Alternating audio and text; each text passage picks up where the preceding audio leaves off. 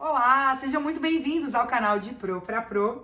E hoje eu quero trazer para vocês uma provocaçãozinha que ficou martelando aqui na minha cabeça conforme eu li alguns textos que tinham como base a ideia de Claude Dubar, um sociólogo francês que estudava as identidades ou as formas identitárias nos diferentes contextos. E aí, em alguns textos dele, ele traz a ideia de que a nossa identidade, ela se dá por meio de dois conceitos.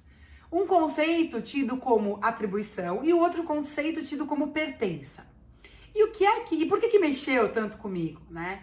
Porque quando ele traz a ideia de atribuição, ele fala que a atribuição é aquilo que se espera de alguém ou de uma profissão. No meu caso, professora.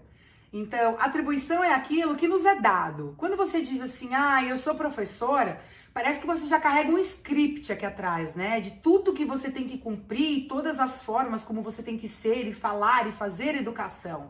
Parece que a gente já carrega um perfil, vamos dizer assim, né? Enquanto ele traz também atenção com o conceito de pertença. E o que seria essa pertença? O quanto a gente legitima essas atribuições que nos são dadas. O quanto elas realmente nos representam, o quanto a gente realmente se identifica com aquilo que nos é dado. E aí, ao longo desses anos, eu me deparei com algumas situações que me fizeram ver o quanto eu não correspondia àquelas atribuições que eram dadas ao ser professor, né?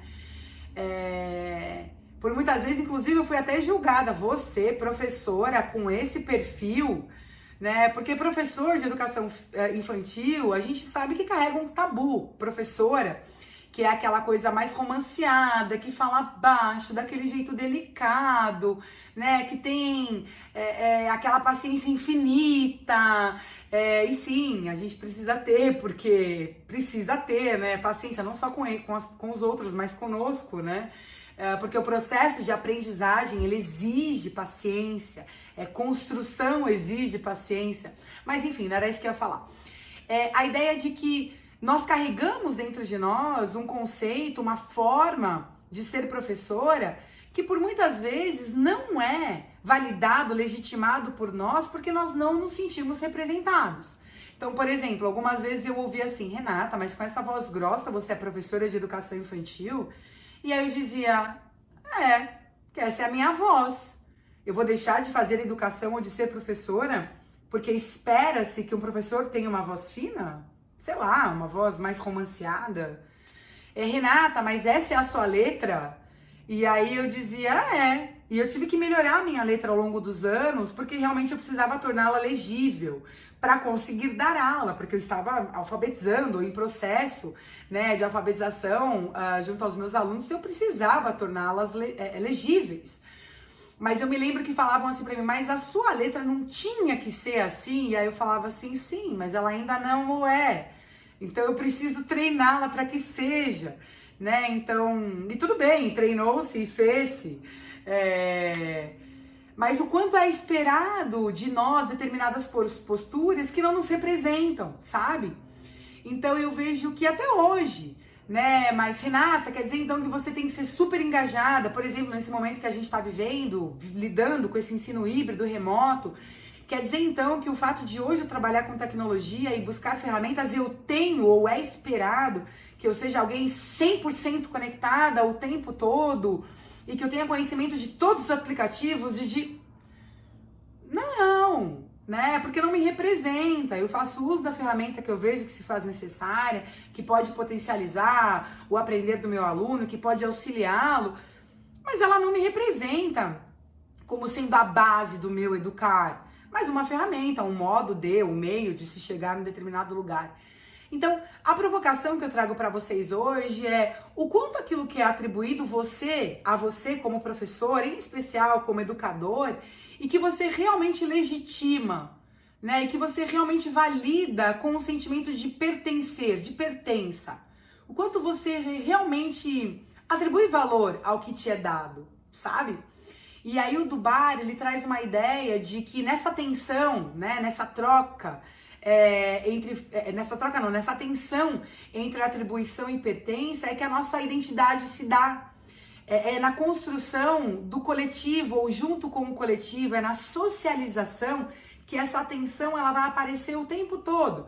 Então, conforme eu interajo com o outro que me atribui, que espera coisas de mim, eu atribuo pertença ou não àquilo e assim eu me construo, me destruo e me reconstruo, sabe?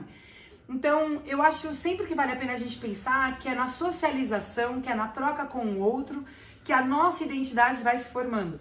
E eu fiz um vídeo, inclusive no canal de pais, falando sobre isso, sobre o quanto é importante que as crianças convivam com as mais diversas referências, com as mais diversas identidades, para que elas possam construir a própria. Então, que nós professores, quando em sala de aula, que nós tenhamos claro, que não dá para julgar, mas a fulana é, o cicrano é, ou aquela ali é contra, o que é super árduo, né? Ai, às vezes a gente tem que pôr a mão na boca, porque dá vontade de julgar, porque nós fomos criados assim, né? Então a gente julga e é julgado. Mas o quanto mais a gente puder criar uma ruptura aí para que as pessoas possam ser a sua maneira e se modificar, se construir, reconstruir na interação com o outro, maior o ganho. Não só para si mesmo, porque constitui e fortalece a sua identidade, o seu ser, né, se possibilitando buscar referências, assim como das nossas crianças, que se sentem legitimadas em buscar o novo, em parar com aquilo que não as representa, em validar aquilo que para elas faz sentido, sabe? Então, fiquei aí com esses dois conceitos, eu acho que vale a pena essa reflexão. O que te dão que você realmente abraça como sendo seu?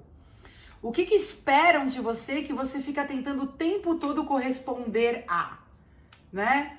Fica aí essa provocaçãozinha, essa pulguinha atrás da orelha, lembrando que não, ninguém é obrigado a nada, que sim, nós podemos nos construir, destruir e reconstruir, e que quando nós contamos a nossa história, nós contamos também um pouquinho da história de tantas outras pessoas que passaram pela nossa vida e que estão na nossa vida, sabe? Ao narrar o do outro, ou melhor, ao narrar a nossa, a gente narra um pouquinho da história de cada uma das pessoas com as quais a gente convive. Então acho que fica aí essa ideia. Quando você conta a sua história, quais são as pessoas que estão dentro dessa história? E quais são as histórias que você conta dessas pessoas, sabe? Fica aí essa provocaçãozinha. Muito obrigada pela atenção de vocês. Um beijo enorme. Tchau, tchau.